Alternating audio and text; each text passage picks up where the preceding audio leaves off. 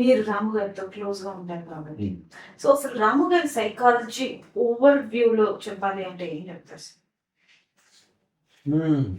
This is a very difficult task to me. Because నేను అంటే జీవిని అందరూ కూడా టీవీలో చూసుకుంటారు, రామేశ్వరం చూసుకుంటారు. నేను కూడా అంత కలిసి ఈ మధ్యకాలంలో కొంచెం ఫ్రీక్వెంట్గా వస్తున్నాను కాబట్టి నేను చూసిన వాళ్ళ the most simplest man I have seen, the most intelligent man. Okay, so the highly intelligent, undoubtedly highly intelligent, highly manipulative skills బాగా ఉన్న వ్యక్తి. So very sensitive, very down to earth. But the only problem with Ramu is he has no empathy for the people. తన point of తను ఉంటాడు తప్ప అవతల point of అర్థం చేసుకునేది తక్కువ. కామన్, ఎందుకంటే ఇంటెలిజెన్స్ ఎక్కువ ఉన్న వాళ్ళు ఈ ప్రాబ్లం ఎక్కువ ఉంటుంది. అంటే కెపాసిటీ తక్కువ అంటారా?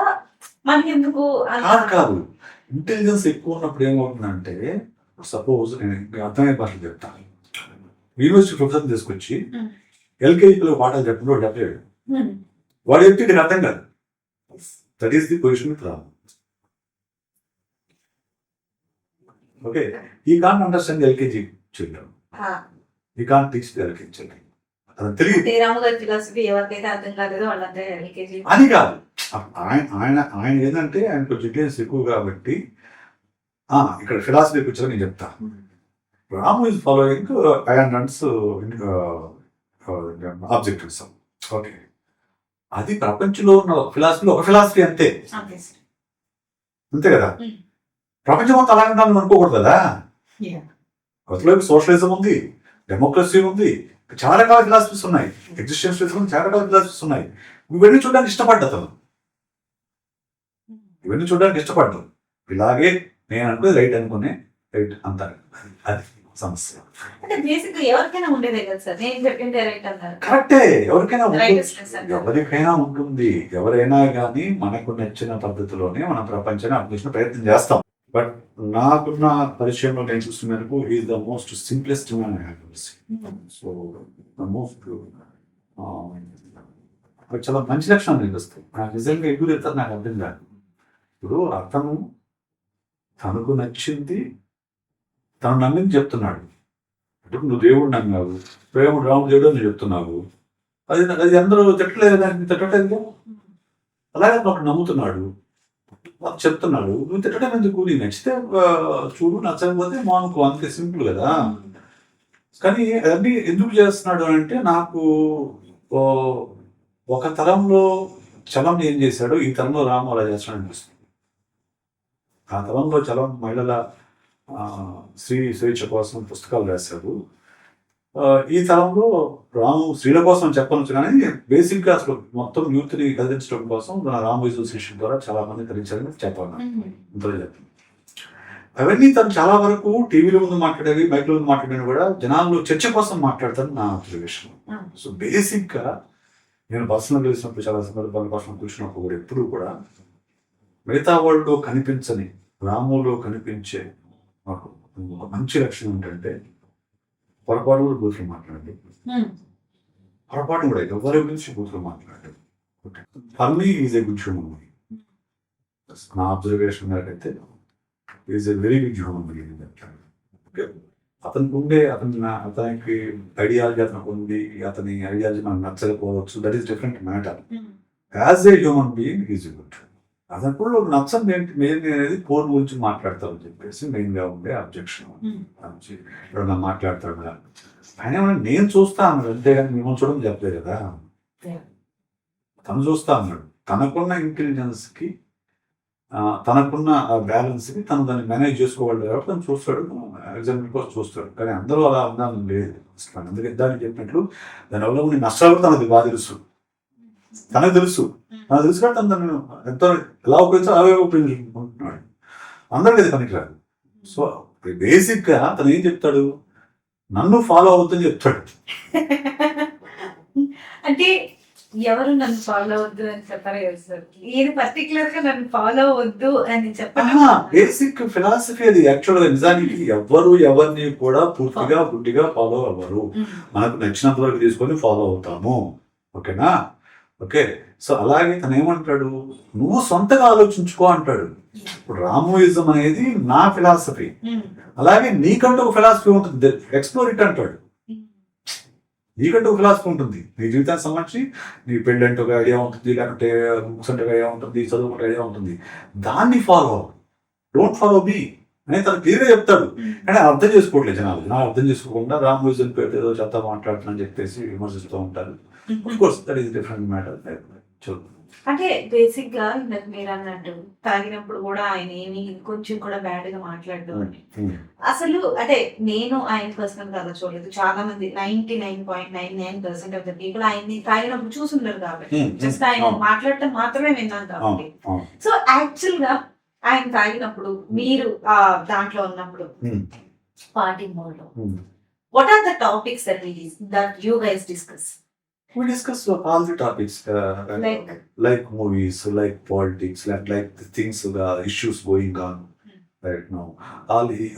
He will narrate something from his past movies గురించి కొంచెం చెప్తా ఉంటాడు, లేదంటే జరుగుతున్న ప్రాజెక్ట్ గురించి మాట్లాడతాడు, లేదంటే కాంటెంపరీ ఇష్యూ గురించి మాట్లాడుకోవచ్చు, విశేష నుంచి నువ్వేమనుకుంటున్నావు అడుగుతాడు. అట్లా డిఫరెంట్ థింగ్స్. ఇవే పాయింట్స్, ఇవే టాపిక్స్ మామూలుగా తాగినప్పుడు కూడా మాట్లాడే టాపిక్స్ కదా. There is no much difference. Difference నాకు పెద్ద డిఫరెన్స్ అనిపిస్తుంది. ఇట్ ఈస్ ఇంకొకటి ఏంటంటే, రాముతో కూర్చున్నప్పుడు ఆల్కహాల్ కంటే ఆ మాటలు ఎక్కువ ఇంటాక్సికేషన్ ఇస్తాయి. That's my observation. I never intoxicated when I had alcohol with Ram. Never. రాముగారిలో ఉందంటే అంటే ఇట్ జస్ట్ థింక్ అంతే అనిపిస్తుంది. చెప్పండి పెద్దేమి అనిపిస్తుంది. ఓకే, కూర్చొని మాట్లాడుకోవడానికి ఒక ప్లాట్ఫామ్ అంతే. That's nothing more than that. So as a psychologist గా మీరు రాము గారిని అంత దగ్గరగా చూసినప్పటికీ, అంటే రాము గారిని యాజ్ అ బయట పర్సన్ గా చూసినప్పుడు, ఇంతకు ముందు మీ పరిచయం లేనప్పుడు, సో మీరు క్లోజ్ అయ్యి సిట్టింగ్స్ లో కూడా కూర్చొని చూడగలిగిన క్లోజ్నెస్ ఏర్పడినప్పటికీ, సో మీరు చూసిన అబ్జర్వేషన్ ఏంటంటారు? నేను యాక్చువల్గా నా పరిచయం అనేది నేను సాక్షిలో విశ్లేషణ కాలంలో రాము మీద ఒక పేజీ రాయటం దగ్గర నుంచి పరిచయం. నేను అది రాసేటప్పటికి నేను రామ్ గోపాల్ రాసిన పుస్తకం చదవలేదు, నా ఇష్టంగా నేను చదవలేదు అప్పటికి. నేను రాసిన తర్వాత చదివా పుస్తకం. నేను మామూలుగా తన వీడియోస్ అవి చూసి అబ్జర్వేషన్ చేసి రాశాను. నా అనాలిసిస్ నచ్చి తను నన్ను పిలిపించుకొని మాట్లాడాడు. First meet we spend 5 hours. So ఆ తర్వాత చాలా తక్కువ కలుసుకున్నాను. బాగా సంవత్సరాలు ఒకసారి అట్లా కలిసేవాడిని. ఈ మధ్యకాలంలో కొంచెం ఫ్రీక్వెంట్గా కలుస్తున్నాను. సో నాకు బుక్ చదివినప్పుడే నాకు నచ్చాడు. నా ఇష్టం బుక్ చదివినప్పుడే నచ్చాడు. ఎందుకంటే ఐడియాలజీ అప్పుడు నాకు నిజంగా నేను చదవలేదు. అప్పుడు అతని కాలమ్స్ గారు నేను చదవలేదు. నా ఇష్టం బుక్ చదివినప్పుడే నచ్చాను. ఎందుకంటే ఐడియాలజీ అనేది అంటే ఐఆమ్ బ్రాండ్ ఆబ్జెక్టివిజం చదవని వాళ్ళు తెలియదు. నేను చదవలేదు, నేను చదవలేదు. కొత్తగా ఉంటుంది ఆ ఫిలాసఫీ, కొత్తగా ఉంటుంది, ఒరిజినల్గా ఉంటుంది. సో నచ్చింది నాకు. సో ఆ తర్వాత అడపదడప కలుసుకున్నప్పుడు కూడా నాకు పెద్దగా పెద్దగా ప్రత్యేకమైన ప్రేమ అభిమానం అయితే నాకైతే ఏర్పడలేదు. ఇంకా is a gentle man, is a genius, is intelligent genius అని ఖచ్చితంగా తెలుసు నాకు. I respect his intelligence. But when I meet him personally, కలిసిన తర్వాత I started loving him. Because of as a human being అవతల వాళ్ళకి ఎంత రెస్పెక్ట్ ఇస్తాడు అనేది చాలా ఇంపార్టెంట్. వాళ్ళ ఆబ్సెన్స్ లో, అది కూడా వాళ్ళ ముందు కాదు, వాళ్ళ ఆబ్సెన్స్ లో ఎంత రెస్పెక్ట్ ఇస్తారు, ఉమెన్కి ఎంత రెస్పెక్ట్ ఇస్తారు అని చాలా ఇంపార్టెంట్. సో ఈ రెస్పెక్ట్ లాట్. సినిమాల్లో చూపిస్తారు కదా అంటే అది సినిమా, అది సినిమాల్లో ఎలాగైనా చూపించవచ్చు, కానీ పర్సనల్గా ఎలా రెస్పెక్ట్ ఇస్తారు. ఇంకెందుకు ఒక బెస్ట్ ఎగ్జాంపుల్ చెప్తా. మీ టూ మూమెంట్ వచ్చింది. సో చాలా పద్ధతైన వాళ్ళని కూడా కంప్లైంట్స్ వచ్చాయి కదా. కానీ అందరూ ఎదవనుకునే రాముపై ఒక కంప్లైంట్ రావాలి. సర్ప్రైజింగ్ కదా అది. అంటే ఈ రెస్పెక్ట్ వాళ్ళ అంగీకారం లేకుండా ఎక్కడా కూడా అలా ఇంక్లూడ్ చేయడు కాబట్టి వాళ్ళు కూడా ఆ రెస్పెక్ట్ వాళ్ళు చూపిస్తారు, మనం చూపిస్తారు కాబట్టి ఇస్ అయితే ఇందాక మీరు అన్నట్టు ఇంటెలిజెంట్, ఓవర్ ఇంటెలిజెంట్, జీనియస్, తర్వాత ఇంకేం పదని జీనియస్. సో ఈ 3 కేటగిరీలో మీరు రాము గారు జీనియస్ అంటున్నారు కాబట్టి, సో రాము గారు ఐక్యూ లెవెల్ ఎంత అంటారు? నేను అదే టెస్ట్ చేద్దాం అడిగాను, ఆ టైం ఇవ్వడం. ఇలాంటి వాడికి దొరకలేదు. ఒకసారి టైం ఇచ్చాడు, వెళ్ళిన తర్వాత ఇప్పుడు లైట్ అయితే నాకు టైం వేస్ట్ చేసుకోనని చెప్పేసి టెస్ట్ పక్కన పెట్టేసి సిట్టింగ్ కూర్చున్నాను. సో ఆ తర్వాత టైం ఇవ్వడం.